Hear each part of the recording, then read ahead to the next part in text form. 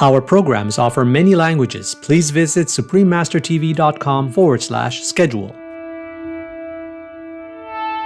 On the day you prayed with all your heart, continued Lysias, when you realized that everything in the universe belongs to our Almighty Father, the Lord doesn't wait for our prayers to love us. Please continue watching to find out more.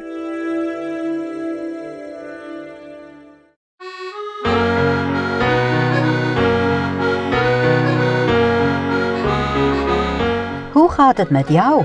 Means how are you in Dutch. I'm Arona. The great people of Aruba congratulate you on your spiritual improvement and choosing a compassionate vegan diet. May God bless you.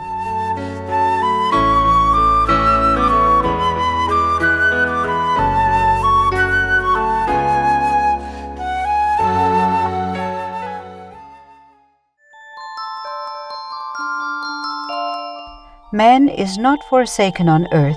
He is a child of God engaged in constructive work, temporarily clothed in flesh.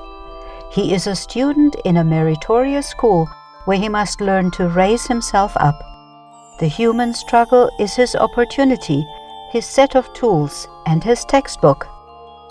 How childish to imagine that the mere ringing down of the curtain or physical death would settle transcendental questions of the infinite. One life is but a single act, one body a garment, one century a day, one task an experience, one triumph an acquisition, one death a breath of renovation. How many lives, how many bodies, how many centuries, how many tasks, how many triumphs, how many deaths are still allotted to us?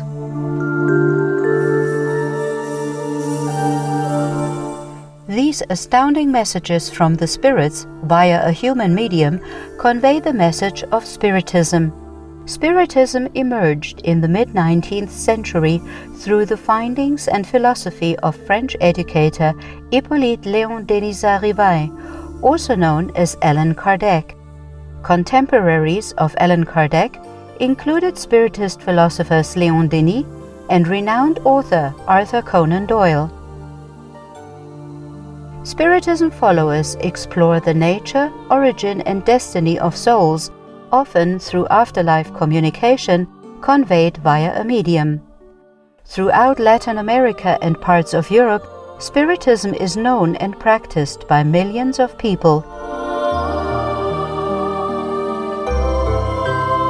Numerous books have been written that provide insights into the afterlife and the soul's immortality. One such volume is Nosso Lar, or The Astral City, by Spirit André Luiz, through Spiritist medium Francisco Cândido Xavier. Francisco Cândido Xavier was a well-known Brazilian philanthropist who co-authored more than 400 books.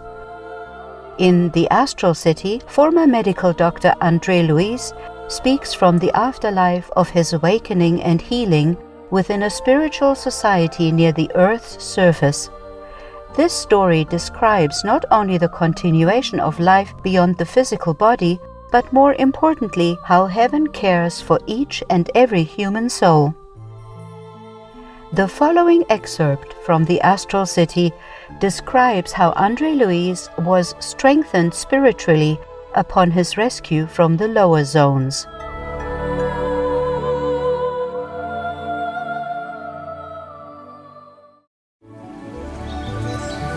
Chapter 7. Lysias explains. Lysias came daily for my treatment, and Clarence continued to visit me regularly. I began to feel at ease as I endeavored to adapt myself to my new situation. I noticed, though, that I would quickly relapse any time I began to dwell on my problems. The anguish, the fear of the unknown, and the discomfort of maladjustment would all return.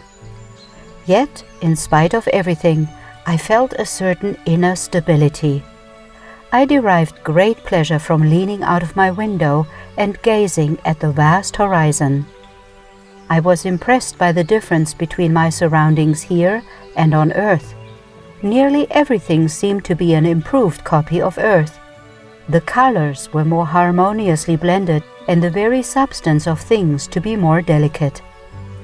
The ground was carpeted with greenery, and I could see large trees, rich orchards, and delightful gardens everywhere. A range of hills with light-crowned summits stood beyond the plain on which the astral city was situated, and graceful buildings appeared at regular intervals a short distance away. These buildings, of various styles, had one thing in common: a profusion of flowers at their entrances. I noticed some charming little bungalows among them, surrounded by colorful roses springing up from among the ivy that covered the walls in contrasting colors. Birds with brilliant plumage flew about, alighting in groups from time to time on the tall, bright white steeples that reached for the sky. As I continued to watch curiously from my window, I was surprised to find some domestic animals among the trees some distance away.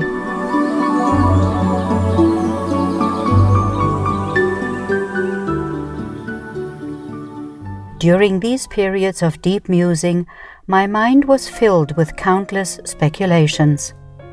Considering that I found myself on an astral plane, I could not understand the similarity of things here to those on earth.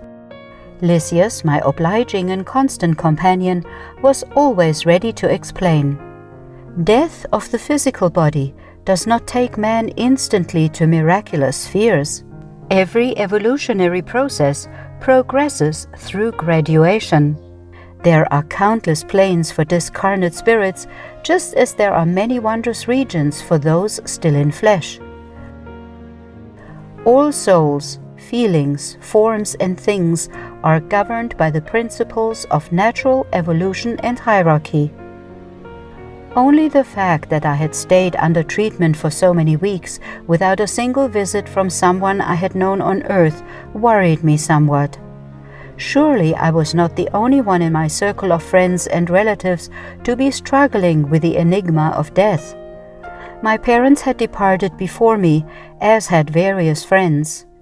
Why, then, had none of them come to see me during my recovery to bring a little cheer to my aching heart?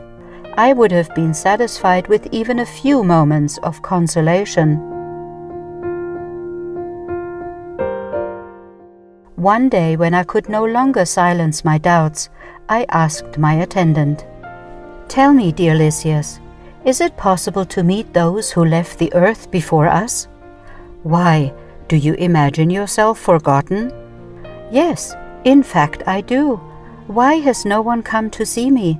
On earth I always relied implicitly on my mother's devotion, yet to this day I have heard nothing from her, or from my father, who died 3 years before me." "Well, you are mistaken about your mother. She has been helping you night and day since the crisis you passed through before you arrived here. She doubled her assistance when you fell ill for the last time. You aren't aware yet, are you, that your stay in the lower spheres lasted over 8 years? In all that time, she never lost hope and often came to the astral city to intercede on your behalf. She enlisted the services of Clarence, who began visiting you frequently until the moment when you, the conceited earthly doctor, remembered that you were also a child of God. Do you see now?"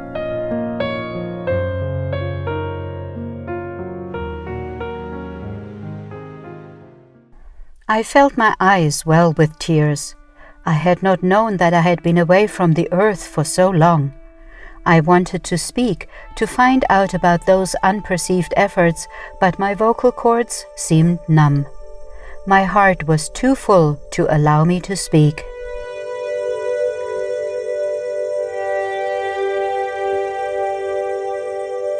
"On the day you prayed with all your heart," continued Lysias, "when you realized that everything in the universe belongs to our Almighty Father, even your tears were different.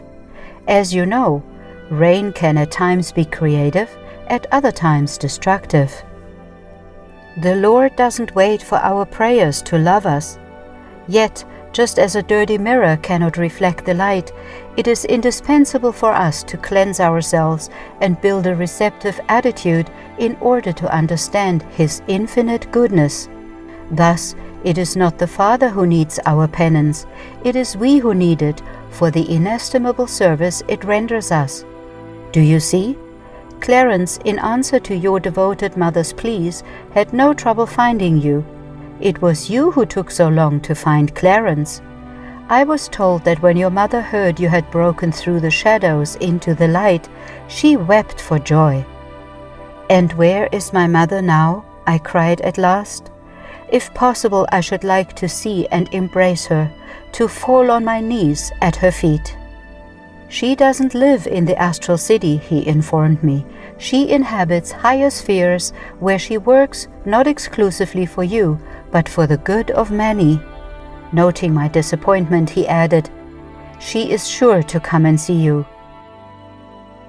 When one earnestly wishes for something, it is already half obtained. Here we have your own example. For years you wandered at random, a prey to fear, distress, and disillusionment. Yet, as soon as you felt the necessity for divine assistance, you expanded the range of your mental vibrations and obtained vision and help. Encouraged by the explanation I had just received, I exclaimed resolutely, "Then I wished it with all my heart, and she shall come." Lysias smiled knowingly, and as he took his leave, he added this friendly advice: "Right, but keep in mind that all deserving petitions should contain 3 basic prerequisites: an active will, persevering work, and merit. In other words, one must first wish, then work towards that wish, and finally be deserving of what he requested." He departed smiling, while I fell into deep meditation, wondering how such a vast program could have been expressed in so few words.